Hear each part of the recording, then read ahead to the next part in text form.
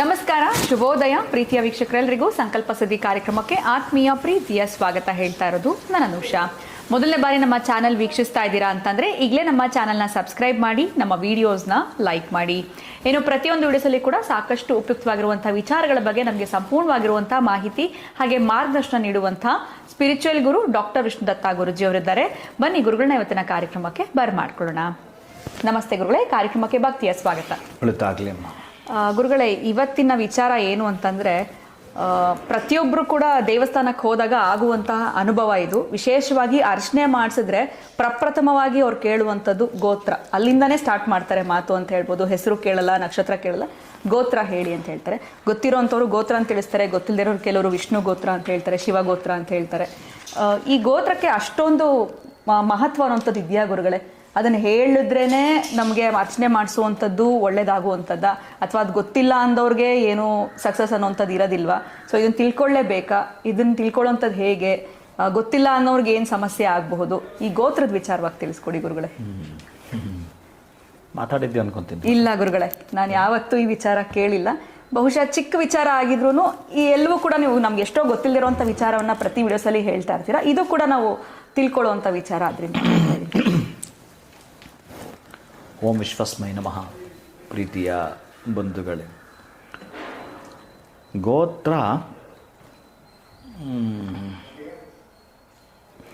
ಗೋ ಅಂದರೆ ಹಸು, ತ್ರ ಅಥವಾ ತ್ರಾಹಿ ಅಂತಂದರೆ ಕೊಟ್ಟಿಗೆ. ಈ ಹಸುಗಳನ್ನು ಕಟ್ಟತಕ್ಕಂಥ ಕೊಟ್ಟಿಗೆ. ಈ ಹಸುಗಳು ಈ ಕೊಟ್ಟಿಗೆಗೆ ಸೇರಿದ್ದು, ಈ ಹಸುಗಳು ಈ ಕೊಟ್ಟಿಗೆಗೆ ಸೇರಿದ್ದು. ಇದೊಂದು ಪ್ರಮಾಣವನ್ನು ತೆಗೆದುಕೊಳ್ಳುತ್ತೆ. ಒಂದನೇದು, ಆ್ಯಕ್ಚುಲಿ ಗೋತ್ರ ಹೇಗೆ ಏರ್ಪಡುತ್ತೆ ಅಂದರೆ, ಸಾತ್ವಿಕ ಚಿಂತನೆ, ಸಾತ್ವಿಕ ನಡವಳಿಕೆ, ಸಾತ್ವಿಕ ವ್ಯವಹಾರ, ಸಾತ್ವಿಕ ತಪಸ್ಸು, ಇದನ್ನು ಮಾಡ್ತಾ ಮಾಡ್ತಾ ಮಾಡ್ತಾ ಮಾಡ್ತಾ ಒಂದು ಕುಟುಂಬಕ್ಕೆ ಸಂಬಂಧಪಟ್ಟ ಹಾಗೆ, ಒಂದು ವಂಶಕ್ಕೆ ಸಂಬಂಧಪಟ್ಟ ಹಾಗೆ ಇಲ್ಲಿ ಋಷಿ, ರಾಜರ್ಷಿ ಆ್ಯಂಡ್ ಬ್ರಹ್ಮರ್ಷಿ 3 ಪದಗಳಿದ್ದಾವೆ. ಇಲ್ಲಿ ಗೋತ್ರದ ಬಗ್ಗೆ ತಿಳಿದುಕೊಳ್ಳಲೇಬೇಕು ಅನ್ನೋ ಅವ್ರು ಒಂದು ಸ್ವಲ್ಪ ಗಮನಿಸುವಂಥದ್ದಿದೆ. ಇಲ್ಲಿ ಋಷಿ, ರಾಜರ್ಷಿ, ಬ್ರಹ್ಮರ್ಷಿ ಈ 3 ಏನಿದಾವೋ ತುಂಬ ಕಠಿಣ ತಪಸ್ಸನ್ನು ಮಾಡಿ ಮಾಡಿ ಮಾಡಿ, ಹೇಗೆ ನೀವು ಸೆಕೆಂಡ್ PU ಆದಮೇಲೆ degree, double degree, master degree ಎಲ್ಲ ಏನು ಇರ್ತಾವೆ, ಹಾಗೆಯೇ ಋಷಿ ಆದಮೇಲೆ ರಾಜರ್ಷಿ ಆಗ್ತಾನೆ, ರಾಜರ್ಷಿ ಆದಮೇಲೆ ಬ್ರಹ್ಮರ್ಷಿ ಆಗ್ತಾನೆ. ಅಂದರೆ ತಪಸ್ಶಕ್ತಿ ಮಾಡ್ತಾ ಮಾಡ್ತಾ ಮಾಡ್ತಾ ಮಾಡ್ತಾ ಹಾಕುವಂಥದ್ದು.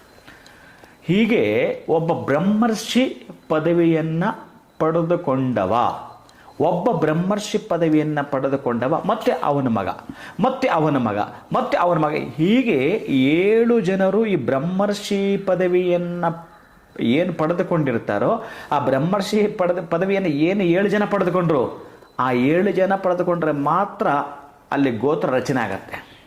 ಅಲ್ಲಿ ತನಕ ಎಂತ ಇಲ್ಲ. ಅಲ್ಲಿಗೆ ಈ ಪದವಿಗಳನ್ನ ನೀವು ಚೆನ್ನಾಗಿ ಕೇಳಿಸ್ಕೊಂಡು, ಋಷಿ, ರಾಜರ್ಷಿ, ಬ್ರಹ್ಮರ್ಷಿ ಪದವಿಗಳನ್ನು ತುಂಬ ಕಠಿಣ ತಪಸ್ಸನ್ನು ಮಾಡ್ತಾ ಮಾಡ್ತಾ ಮಾಡ್ತಾ ಒಂದು ಬ್ರಹ್ಮರ್ಷಿ ಪದವಿಯನ್ನು ಪಡೆದುಕೊಳ್ಬೇಕು. ಆಮೇಲೆ ಅಲ್ಲಿ ಇನ್ನೇನು ಇಲ್ಲ, ಇನ್ನು ಲವಶೇಷವೂ ಕೂಡ ಅವನ ಶುದ್ಧೀಕರಣ ಉಳಿದಿಲ್ಲ, ಶುದ್ಧಿ ಅವನು ಸಂಪೂರ್ಣ. ಈ ತರಹದ್ದು 7 ವಂಶವಾಹಿನಿಗಳು ಹೋದ ಮೇಲೆ ಅವರಿಗೊಂದು ಗೋತ್ರ ತಯಾರಾಗತ್ತೆ. ಅಂಗೀರಸ ಗೋತ್ರ, ಭಾರದ್ವಾಜ ಗೋತ್ರ, ಅತ್ರಿ ಗೋತ್ರ, ಕೌಂಡಿನ್ಯ ಗೋತ್ರ, ಹರಿತಸ ಗೋತ್ರ, ಹೀಗೆ ಇನ್ನು ಬೇರೆ ಬೇರೆ ತರಹದ್ದು ಗೋತ್ರಗಳು ಹೇಗಿರುತ್ತೆ ಈಗೆಲ್ಲ ಉತ್ಪತ್ತಿ ಆಗ್ತಾ ಇರ್ತವೆ. ಅಂದರೆ ಆ ಪದವಿ ಪಡೆದುಕೊಳ್ಳದೇ ಇದೆ ಇವರು ಈ ಕುಟುಂಬಕ್ಕೆ ಸೇರಿದವರು, ಈ ವಂಶಕ್ಕೆ ಸೇರಿದವರು, ಈ ಗೋತ್ರಕ್ಕೆ ಸೇರಿದವರು ಅಂತ ಏನು ಹೇಳ್ತಾರೋ ನಿಮಗೆ ಚೆನ್ನಾಗಿ ಅರ್ಥ ಆಗಬೇಕು ಅಂತಂದರೆ, ಈಗಿನ ಭಾಷೆಯಲ್ಲಿ, ಈಗ ಜನ ಬಳಸುವಂಥ ಭಾಷೆಯಲ್ಲಿ ಗೊತ್ತಾಗಬೇಕಾದ್ರೆ ಈಗ ಸ್ವಲ್ಪ ನಾನು 2 ನಿಮಗೆ ಉದಾಹರಣೆ ಕೊಡಬೇಕಾಗತ್ತೆ. ಗೋತ್ರ ಹೇಗೆ ಹಪ್ಪಳೆ ಆಗುತ್ತೆ ಅನ್ನಲಿಕ್ಕೆ. ನೀವು ದೇವಸ್ಥಾನಕ್ಕೆ ಹೋದ್ರೆ ಕೇಳ್ತಾರೆ, ಸಾಮಾನ್ಯವಾಗಿ ಹೋದರೆ ಮೊದಲು ಗೋತ್ರ, ಆಮೇಲೆ ಹೆಸರು, ನಕ್ಷತ್ರ, ರಾಶಿ ಹಿಂಗೆ ಬರ್ತಾರೆ.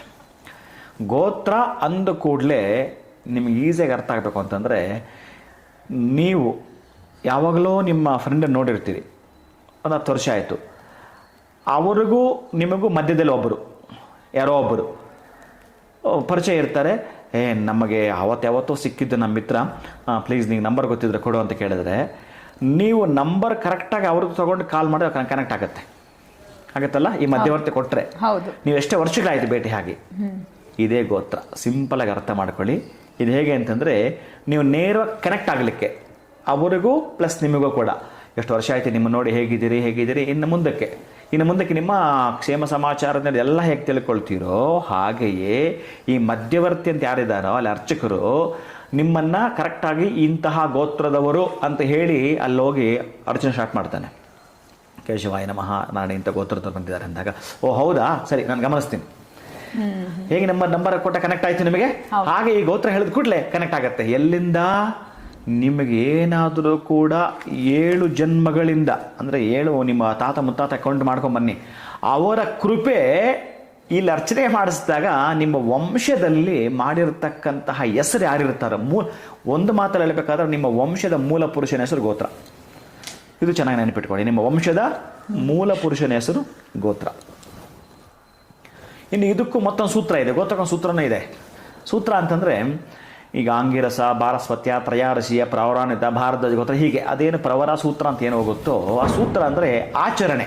ಈ ಗೋತ್ರದವರೆಗೆ ಈ ರೀತಿ ಆಚರಣೆಗಳಿವೆ, ಈ ರೀತಿ ಕಟ್ಟುಪಾಡುಗಳಿವೆ, ಹೀಗೆ ನೋಡಿ. ಒಂದು ಮದುವೆ ಅಂತಂದರೆ ನೀವು ಯಾವುದಾದ್ರು ಒಂದು ಕ್ಯಾಸ್ಟ್ ತಗೊಳ್ಳಿ, ಆ ಕ್ಯಾಸ್ಟಲ್ಲಿ ಎಷ್ಟು ತರಹದ್ದು ಪದ್ಧತಿಗಳಿರ್ತಾವೋ, ನಮ್ಮ ಸಂಪ್ರದಾಯ ಏನೇನೋ ಹೇಳ್ತಿರ್ತಾರೆ. ಒಂದು ಮದುವೆಗೆ ಹೋದ್ರೇ ಇನ್ನು ಒಂದೇ ಆಚರಣೆಗಳಿವು.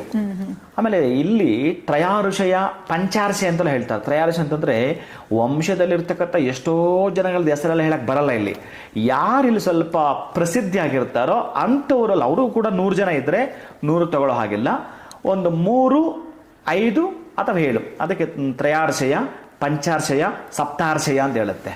ಅವರ ಹೆಸರು ಹೇಳ್ಕೊಳ್ತಾ ಮುಂದುವರಿತಕ್ಕಂತಹದ್ದು ಅನ್ನೋದು ಗೋತ್ರದ ಪದ್ಧತಿ. ಯಾಕೆ ಗೊತ್ತಾ?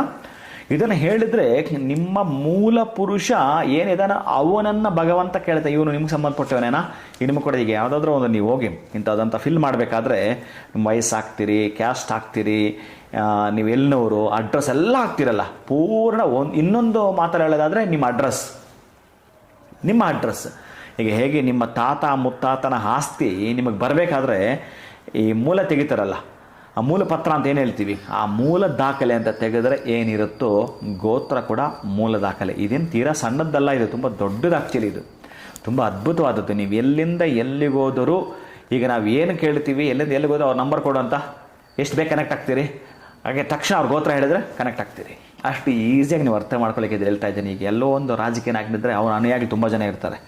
ಇವ್ರು ಅವ್ರ ಕಡೆಯವರಪ್ಪ, ಇವ್ರು ಅವ್ರ ಕಡೆಯವರು ಅಂದರೆ ಇಲ್ಲಿ ಮೂಲ ಪುರುಷ ಸ್ಟ್ರಾಂಗು. ಅವ್ರ ಕಡೆಯವರ, ಅವ್ರು ಸರಿ ಇಲ್ಲ ಬಿಡು. ನೋಡಿ ಎಷ್ಟು ಒಂದೇ ಮಾತಲ್ಲಿ ಎಷ್ಟು ಚೆನ್ನಾಗಿ ಅವ್ರನ್ನ ಬ್ಯಾಕ್ ಮಾಡ್ತೀರಿ. ತುಂಬ ಒಳ್ಳೆ ಹೆಸರು ಮಾಡಿದ್ರೆ ಅವರು ಒಂತೆ ಕುಳಿದವರಪ್ಪ, ಒಳ್ಳೆ ಹೆಸರು ಮಾಡಿದ್ದಾರೆ, ಚೆನ್ನಾಗಿ ಬದುಕಿದವರು, ಎಷ್ಟು ಚೆನ್ನಾಗಿ ನೀವು ಒಂದು ಮಾತಲ್ಲಿ ಹೇಳ್ತೀರಿ ನೀವು ಟಕ್ ಅಂತ. ಇಂಥವ್ರ ಹೆಸರು ಹೇಳಿದ ಕೂಡಲೇ, ಈಗ ನಾನು ಯಾರೋ ಹೆಸರು ತಗೊಳ್ಳೋದು ಬೇಡ ಇಲ್ಲಿ. ಹಾಗೆ ಅವರನ್ನು ಅನುಕರಣೆ ಮಾಡಿಕೊಂಡು ಬಂದಿರತಕ್ಕಂತಹ ವಂಶಜರು ಏನಿರುತ್ತಾರೋ ಅವರ ಮೂಲ ಪುರುಷನ ಹೆಸರು ಗೋತ್ರ. ಇನ್ನೊಂದು ಈ ತಂದೆ ತಾಯಿಯರಲ್ಲಿ XX ಆ್ಯಂಡ್ XY ಇವು ಏನಿದಾವೋ ಇವು ಈ 23 ತಂತುಗಳ ಮಿಲನ ಆದಾಗ ಒಂದು ಮಗು ಹುಟ್ಟತಕ್ಕಂತಹದ್ದು. ಅದಕ್ಕೆ ಇಲ್ಲಿ ಮಗುವಿಗೆ ಮೊದಲೇ ಬೈ ಬರ್ತ್ ಆ ಮಗು ಅಮ್ಮನ ಕಡೆಯಿಂದ X ಪಡ್ಕೊಂಡ್ಬಿಟ್ಟಿರುತ್ತಂತೆ. ಇನ್ನು ತಂದೆ ಕಡೆಯಿಂದ Y ಏನಿದೆಯಲ್ಲ ಆ ತಂತುಗಳನ್ನು ಪಡೆದುಕೊಳ್ತಕ್ಕಂಥದ್ದು ಇರುತ್ತಲ್ಲ ಇವರ ವೀರ್ಯಾಣುಗಳು, ಅದನ್ನು ಪಡೆದುಕೊಂಡ ಮೇಲೆ ಆಬ್ವಿಯಸ್ಲಿ ತಂದೆಯದು X ಎಲ್ಲರ ಬಾಡಿನಲ್ಲಿ ಇರುತ್ತಂತೆ. ಸರ್ ತಾಯಿದು ತಂದೆಯದು ಮಾತ್ರ ವೈಯಲ್ಲಿ ಆ್ಯಡ್ ಆದಾಗ ಮಾತ್ರ ಅಲ್ಲಿ ಆ ಒಂದು ಇವ್ರದ್ದು ಇಬ್ಬರದು ಸೇರಿದಾಗ ಅಲ್ಲಿ ಉತ್ಪತ್ತಿ ಆಗ್ತಕ್ಕಂಥದ್ದು, ಪ್ರಜ್ಞಾವಸ್ಥೆಗೆ ಬರತಕ್ಕಂಥದ್ದು ಒಂದು ಪಿಂಡ ಉತ್ಪತ್ತಿ ಆಗುತ್ತೆ.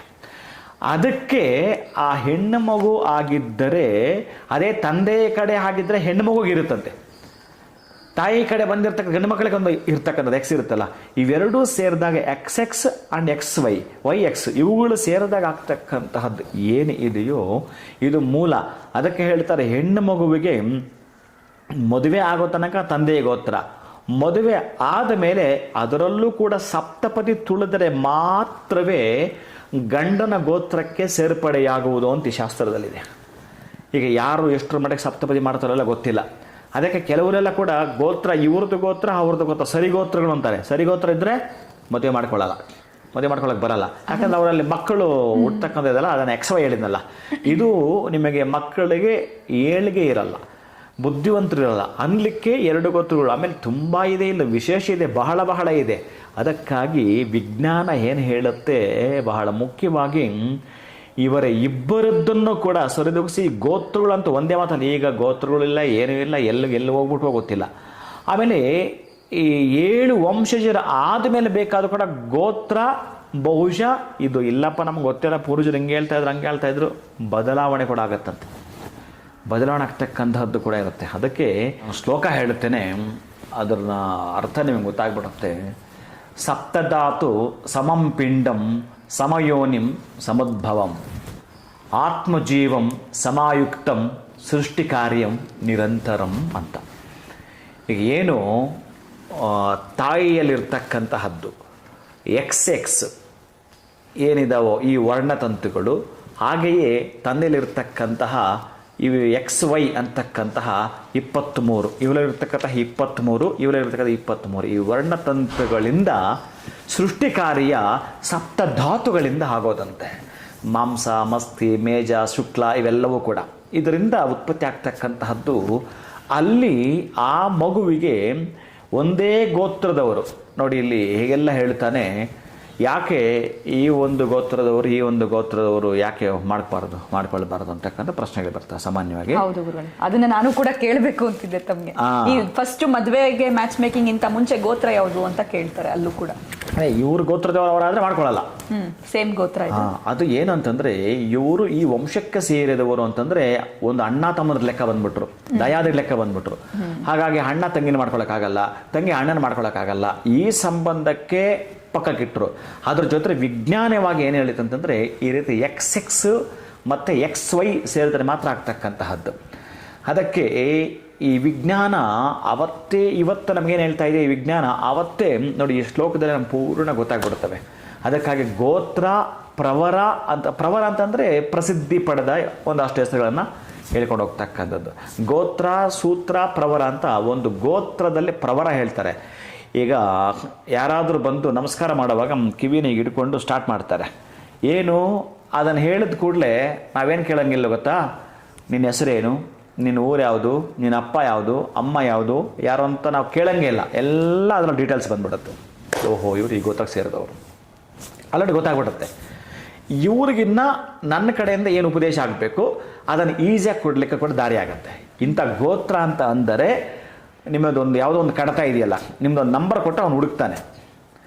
ಯಾವುದೋ ಒಂದು ಸರ್ವೆ ನಂಬರ್ ಕೊಟ್ಟರೆ ಅವ್ನು ಹೊಡಿತಾನೆ. ಈಗ ಯಾವುದೋ ಒಂದು ಜಮೀನು ನೋಡಬೇಕಾದ್ರೆ ಅಷ್ಟೇ ಇಲ್ಲ, ಎಷ್ಟೋ ಆ್ಯಪ್ಗಳು ಬಂದುಬಿಟ್ಟಿದೆ ಈಗ, ದಿಶಾಂಕ ಅಂತ ಎಲ್ಲ ಕೂಡ. ಅದರಲ್ಲಿ ಹೋಗಿ ಆ ಜಮೀನಲ್ಲಿ ನಿಂತ್ಕೊಂಡ್ರೆ ಸಾಕು, ಅದು ಹೊಡೆದ್ರೆ ಯಾರ ಹೆಸರಿದೆ ಬಂದುಬಿಡುತ್ತೆ. ಅದು ನೋಡಿ ಎಷ್ಟು ಈಸಿಯಾಗಿ ನೀವು ಅದನ್ನು ಕಂಡುಹಿಡಿದ್ರಿ. ಹಾಗೆ ಗೋತ್ರ ಅಂತ ಕಂಡುಹಿಡಿದ್ರೆ ಅದರದ ಪ್ರತಿಫಲಗಳು ಪಡ್ಕೊಳ್ಳಲಿಕ್ಕೆ ಅನುಕೂಲ ಆಗತ್ತೆ. ಏನು ನಿಮಗೆ ಅನುಕೂಲಗಳು ಬೇಕೋ ಅವೆಲ್ಲವನ್ನು ಕೂಡ ಪಡೆದುಕೊಳ್ಳಲಿಕ್ಕೆ, ನಿಮಗೆ ಆರೋಗ್ಯ ಬೇಕೋ, ಸಂತಾನ ಬೇಕು, ಮತ್ತೊಂದು ಬೇಕು, ಇನ್ನೊಂದು ಬೇಕು, ನಿಮ್ಮ ಹಿರಿಯರ ಆಶೀರ್ವಾದ ಪಡ್ಕೊಳ್ಳೋ ವಿಧಾನ ಏನಾಯಿತು ಅಂದರೆ ಅದು ಗೋತ್ರದ ಮೂಲಕವೇ. ಅದಕ್ಕೆ ಪ್ರತಿ ದೇವಸ್ಥಾನದಲ್ಲೂ ಗೋತ್ರ ಹೇಳಿ ಅರ್ಚನೆ ಮಾಡಿಸಿ. ಯಾಕೆ ಇದನ್ನು ಹೇಳ್ತಾರೆ ನಿಮಗೆ ಸುಲಭವಾಗಿ ಅರ್ಥ ಆಗ್ಲಿಕ್ಕೆ ಹೇಳ್ತೀನಿ. ಇದು ಇನ್ನೂ ಇದೆ, 1000 ಶ್ಲೋಕ ಇದೆ. ಅದೆಲ್ಲ ಕೂಡ ಪಕ್ಕಕ್ಕಿಟ್ಟು ನಾನು ಮಾತಾಡೋದಾದರೆ ಒರಿಜಿನಲ್ ಆಗಿ ಇಷ್ಟನ್ನು ಅರ್ಥ ಮಾಡಿಕೊಂಡ್ರೆ ಸಾಕು.